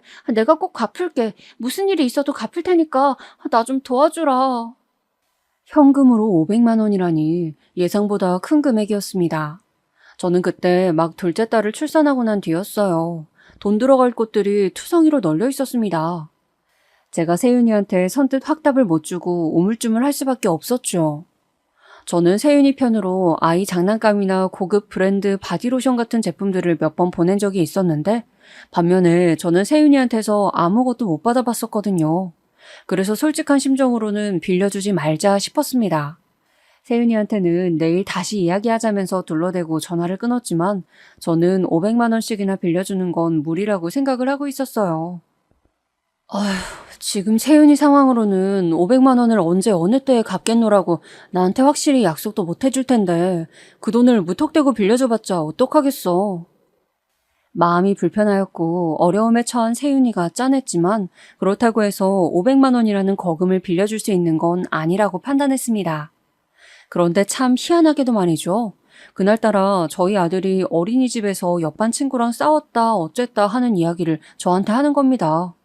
평소에는 그런 이야기를 하는 것 자체를 제가 들어본 바가 없었거든요.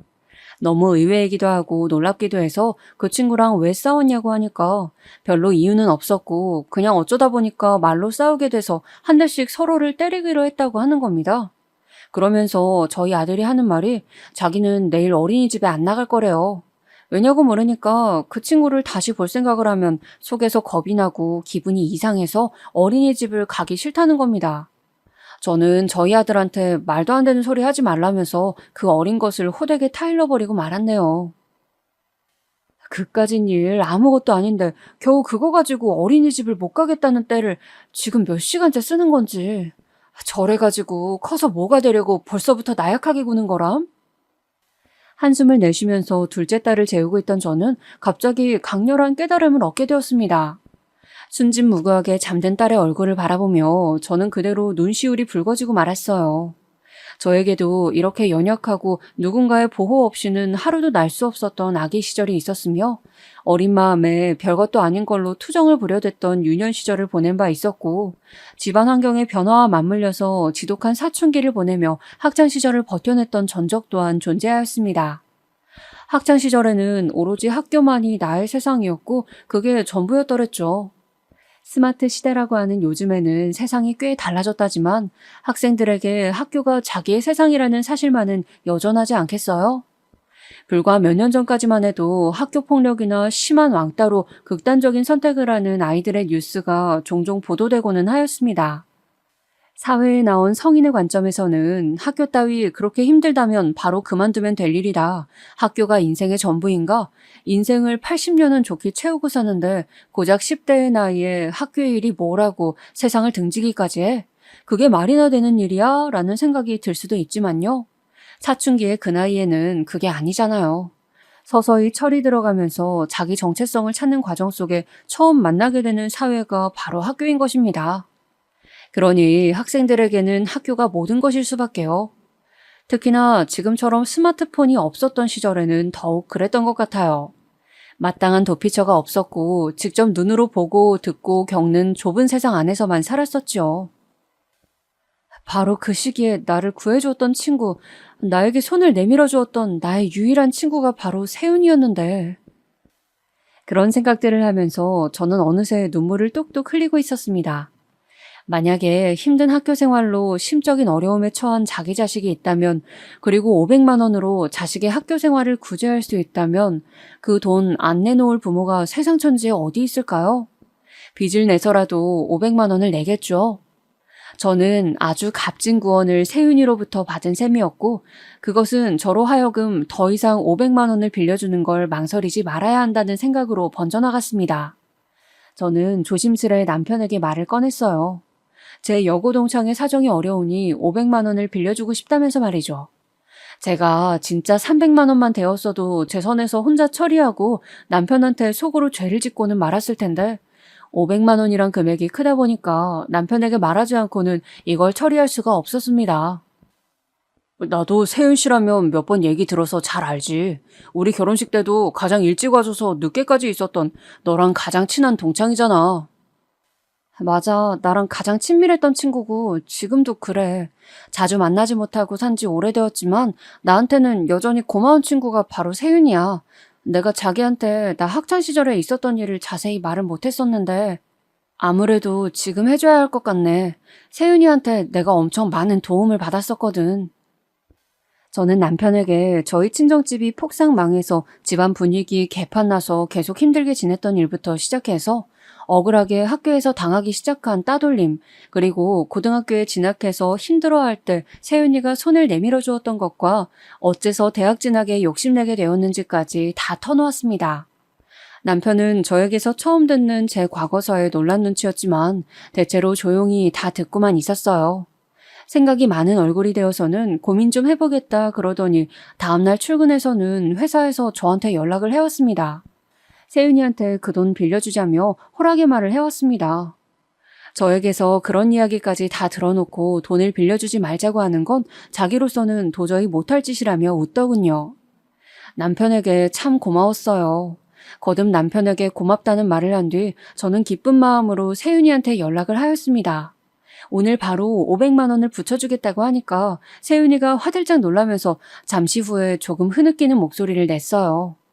저는 예전부터 세윤이 앞에서 눈물을 종종 보인 바 있었지만 제가 세윤이의 우는 모습을 보거나 한 적은 한 번도 없었거든요. 매사에 쿨하고 당당하고 강인한 친구였으니까요. 그런데 저한테 정말 고맙다면서 눈물 섞인 목소리를 내는 것에 제 가슴이 뭉클해졌습니다. 저는 세윤이를 도울 수 있어서 또 우정을 지킬 수 있어서 좋았어요. 세윤이는 저희 부부 덕분에 자기 급한 불을 끌 수 있게 되었다면서 고맙다는 말을 몇 번이고 반복하였습니다. 그러더니 사흘 뒤에 연락이 와서는 올해 안에 꼭 갚겠다는 약속을 해왔어요. 그래, 알았어, 세윤아. 그런데 그것보다도 우리 얼굴이나 보면서 밥이나 먹고 그러자. 여태까지 너무 못 만나면서 지내온 것 같아. 와, 너도 그러니? 나도 그렇게 느끼던 참이었어. 이혼 전부터 내가 너무 정신이 쏙 빠져 살아서 너랑 연락하면서 자주 얼굴도 보면서 그렇게 지내고 싶었는데도 그러지를 못했어. 우리 앞으로 그렇게 지내자. 나도 이제 시간이며 마음의 여유가 생기는 것 같거든. 모처럼 밝은 주제로 통화를 이어가다 보니까 금세 재미있게 대화가 이어졌어요. 저는 대학에서도 괜찮은 친구를 사귀었고 직장 생활을 하면서도 좋은 사람들을 만났지만 이상하게 종종 연락을 하면서 때때로 만나기도 하는 그 사람들보다도 한참이나 연락이 끊겼다가 어느 날 갑자기 연락이 되고 또 소식 없이 지냈다가 문득 연락을 한 번씩 주고받았던 세윤이처럼 편하게 느껴지지는 않았습니다. 성인이 된 이후로 저와 인연을 맺은 사람들은 알지도 못하고 상상하지도 못하는 제 음울한 학창시절을 아는 건 세윤이 뿐이라서 그런가 봐요. 이상하게 편안한 느낌이 있더라고요. 저는 얼마 후에 세윤이를 저희 집으로 초대하였고 저희 애들하고도 인사시켜 주었어요. 특히 세윤이가 저희 둘째 딸을 보면서 무척이나 예뻐해 주었습니다. 무슨 아기가 이렇게 예쁘냐면서 오만 호들갑을 다 떨어대며 어쩔 줄을 모르더라고요. 그런데 저는 그렇게 말을 하는 세윤이를 보면서 예쁜 본판이란 참 어디 안 간다는 생각을 하고 있었습니다. 마음고생을 오래 해서 초췌한 느낌이긴 하였으나 세윤이 특유의 미모는 여전하더군요. 나이가 들어서인지 이제는 성숙한 매력까지 더해진 것 같았습니다. 세윤이를 보면서 저는 애 둘 낳은 엄마가 되었다고 너무 퍼질러지지 말고 몸매 관리며 외모에 신경을 써야겠다는 생각이 들었더랬죠. 내가 종종 이렇게 놀러 와도 될까? 지하철 타고 오니까 못 올 거리가 아니었네. 너희 집에 와서 이렇게 시간 보내니까 너무 좋은 거 있지? 세윤이가 눈을 빛내면서 그렇게 말하는데 그 앞에 대고 어떻게 아니라고 할 수 있었겠나요? 무조건 자주 와도 된다고 하였죠. 세윤이는 그날 저희 집에서 나가는 길에 마침 귀가하던 제 남편을 마주쳤습니다. 서로 안면 정도는 이미 있었기에 인사를 나누었고요. 와, 세윤 씨 오랜만에 보는 것 같은데 새삼 정말 예쁘게 생겼다. 고등학교 때도 인기 많았었다고 했지? 저렇게 예쁘니까 여고에서도 인기가 많았던 거구나. 그런데 남편이 혼잣말을 하듯이 그런 소리를 하는 게 아니겠어요? 제 친구의 외모를 칭찬하는 것, 그 사실 자체는 나쁘지 않았으나 이 남자가 제 남편이란 것에서 기분이 왠지 가라앉는 것만 같았습니다. 제가 세윤이를 보면서 얘는 나이가 들어도 여전히 예쁘구나 하는 걸 느낀 뒤였기 때문에 더 그랬었나 봐요. 그래도 그때는 그러려니 하고 넘겼는데 몇 주 후에 세윤이가 저희 집에 또 놀러 왔을 때 남편하고 저희 애들하고 다 같이 모여 앉아서 밥도 먹고 과일도 깎아 먹고 그런 날이 있었어요. 그런데 유독 남편이 세윤이를 보면서 환하게 웃어주는 모습이 자꾸 제 눈에 들어오는 겁니다. 세윤이가 무슨 말을 하면 반응도 크게 해주었고요. 저는 그런 것이 신경 쓰이는 제 자신이 너무 못난 것 같아서 티를 내지 않고자 애를 썼습니다. 아무렇지 않은 척 사랑하는 제 남편과 가장 친한 친구를 대했습니다. 하지만 남편이 세윤이와 휴대폰 번호를 교환했다는 사실을 알고 나니까 심장이 쿵 가라앉고 말았어요. 만에 하나 할 말이 생기더라도 나를 통해서 전하면 될 텐데 왜 굳이 번호를 서로 주고받았지? 비상연락망이라는 핑계들은 뭐야? 나 몰래 둘이서 계속 연락을 주고받는 건 설마 아니겠지? 저도 모르게 그런 모난 의심을 품게 되었고 남편의 휴대폰이 자꾸만 잠금 모드로 되어 있어서 제가 내용을 들여다볼 수 없다는 사실도 마음에 안 들었습니다. 그러던 어느 날 제가 둘째 딸을 데리고 동네 내과에 갔다가 토요일 오전임에도 신기하게도 대기가 하나도 없어서 금방 진료를 끝마치고 집에 돌아왔던 때였습니다. 이렇게 일찍 귀가한 것에 남편이 깜짝 놀랄 것이라는 생각을 하면서 집 안으로 들어섰는데 신발장에 웬 낯선 신발이 보이는 거예요. 그 순간 저희 아들이 저한테 쪼르르 달려와서 하는 말이 엄마, 그거는 아줌마 신발인데? 지금 아줌마가 아빠랑 안방에 있어. 라고 하는 겁니다. 아들이 말한 아줌마는 바로 세윤이었습니다. 제가 저도 모르게 정신이 핑 돌아버려서 빠른 걸음으로 안방으로 들어갔어요. 그 짧은 찰나에 오만 상상을 다 하면서 안방문을 열어젖혔는데 분노로 물들어 있던 제 눈은 금세 휘둥그레졌어요. 세윤이가 손에 흰 봉투를 쥔 채로 그걸 남편에게 흔들다가 문이 열리는 소리에 저를 돌아본 것입니다. 남편은 난감하단 표정으로 한숨을 쉬다가 저를 보고는 딱 굳어버렸고요. 지금 이 상황은 대체 뭐야? 세윤이 너는 왜 연락도 없이 여기에 있는 거고 지금 그 봉투는 또 뭔데? 당황한 저를 보면서 세윤이는 앞불싸 하면서 어쩔 줄을 몰라 했습니다. 상황 파악이 안 된 저에게 자초지종을 설명해 준 것은 남편이었는데요. 이야기를 듣고 저는 손으로 입을 틀어막아야만 했습니다. 속에서 울컥 올라오는 것을 참으려다 보니까 그렇게 되었죠. 간략을 해보자면 세윤이는 저희 부부에게 빌린 돈을 원금보다 더 갚으려고 했던 것입니다. 저의 계좌에 500만 원을 붙일 작정이었고 또한 현금 100만 원을 따로 준비해서 남편에게 저를 위한 선물을 사달라며 그 돈을 봉투에 넣어 전달하려던 순간을 제가 포착했던 거예요. 그 봉투 안을 살펴보자 현금 100만 원과 더불어서 작은 쪽지가 함께 들어있더군요. 그 종이에는 제가 좋아하는 연예인, 선호하는 색깔, 저의 입맛 같은 게 적혀 있었습니다. 저를 꼭 좀 잘 챙겨달라는 짧은 글귀까지 읽고 나자 정말 눈물을 참을 수가 없어서 그냥 울어버렸어요. 세윤이에게 못난 마음으로 의심을 품었던 제 자신을 견딜 수가 없기도 했고요. 나는 사랑하는 우리 딸 낳고 나서부터가 결혼 생활의 지옥 시작이었거든. 전 남편 놈한테는 제대로 된 배우자 대접 받아본 적도 없었어. 그런데 딸을 낳은 너를 보니까 왜 이렇게 걱정이 되면서 나도 모르게 쓸데없는 오지랖을 피우고 싶어지던지. 너는 행복하게 잘 사는데 결혼 생활 망친 내가 너를 걱정하고 있으니 웃긴 일이지? 나도 알아. 그래서 너한테는 내 불안을 얘기 못하고 자꾸 네가 행복하게 잘 사는 게 맞는지 확인하려고만 들었어. 진짜 너무 부끄럽고 미안하네. 세윤이가 눈물을 훔치면서 그렇게 말을 했을 때 이제서야 그간의 태도를 이해할 수 있었어요. 10년을 힘든 결혼 생활을 시달린 세윤이는 저를 보면서 혹시나 저도 그렇게 될지도 모른다는 불안감을 한번 느낀 이후로 그것을 떨쳐낼 수가 없었다고 합니다. 그래서 제 남편이 진짜로 괜찮은 사람인지 저에게 잘해주는 게 맞는지 의심을 품었던 거예요. 남편은 그런 세윤이를 안심시켜주기 위해서 세윤이가 있을 때는 더욱 밝은 모습만 보였던 거라네요. 저는 그걸 보면서 혹시 남편이 세윤이한테 호감을 품었나 하는 오해를 했던 거고요.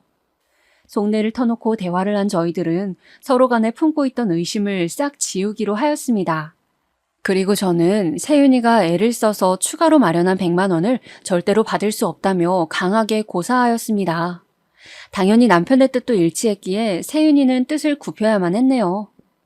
그 이후로 저는 세윤이와 더 가까워졌는데 이제는 아예 친자매처럼 느껴질 때도 있네요.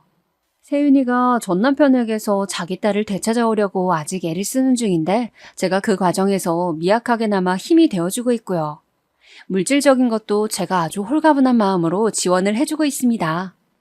서로에게 가장 큰 결핍이 있던 시절에 만났던 저희 두 사람은 아직 현재 진행형으로 우정을 쌓아가고 있는 중이에요.